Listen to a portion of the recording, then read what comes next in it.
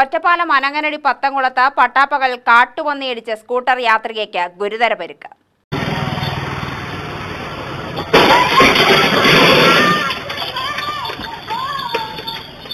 നെല്ലായ സ്വദേശിനി 45-കാരിയായ സെലീനയ്ക്കാണ് പരിക്കേറ്റത്. പട്ടിശ്ശേരി അംഗൻവാടി വർക്കറാണ് സെലീന. വാണിയംകുളം പഞ്ചായത്തിൽ വെച്ച് കഴിഞ്ഞ ദിവസം നടന്ന ICDS പ്രോജക്ട് തല പരിപാടിയിൽ പങ്കെടുത്ത് വീട്ടിലേക്ക് മടങ്ങുന്നതിനിടെയാണ് അപകടം. വൈകിട്ട് 3 മണിയോടെയാണ് സംഭവം.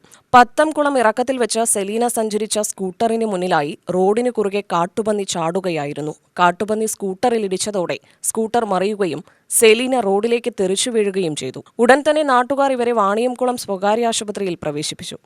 കൈക്കും നട്ടെല്ലിനുമാണ് പരിക്കേറ്റത്. നിരവധി വീടുകളുള്ള പ്രദേശത്ത് പകൽ സമയത്ത് പോലും കാട്ടുപന്നി ശല്യം രൂക്ഷമാണ്.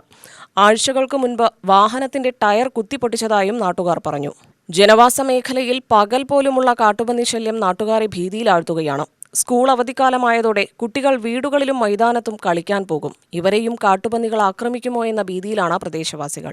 അനങ്ങനടി പഞ്ചായത്തിലെ പല ഭാഗങ്ങളിലും കാട്ടുപന്നി ശല്യം വർദ്ധിച്ചിരിക്കുകയാണ്.